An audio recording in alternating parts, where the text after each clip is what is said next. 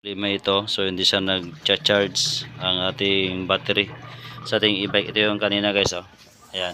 Yan si Misyang. So ito na. 50 volts ito guys. Ang ating battery kasi apat itong battery niya sa ating e-bike. Ayan, nasa 50 volts. So, okay naman guys. So wala naman problema. So ito lang, dito lang nagmali yung una ng gumawa kasi ito positive, to positive. Ayan, oh. Positive to positive yan guys. Yan. So dito siya nagmali.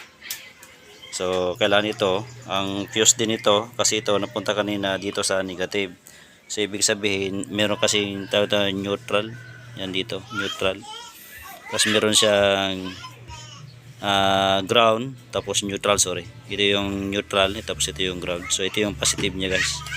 So ito. So ang kuha nito guys, 10 amperes lang naman, oh. 10 amperes. And so okay na guys. So subukan natin mamaya. Wire. Yan. Ating e-bike. Itong battery. Symbol. Okay. So yan guys.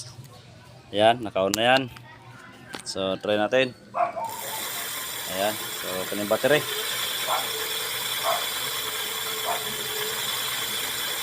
Okay. Ayan. Okay. Good job. O, ayan. Steady lang yan. Ganyan. Ganyan lang. Ganyan. Itaas mo konti. Steady mo ka. Picturing ko na. Hindi, mamaya na. Ganyan, video na. Ayan. O, subukan na natin. Ayan. Picturing ko na.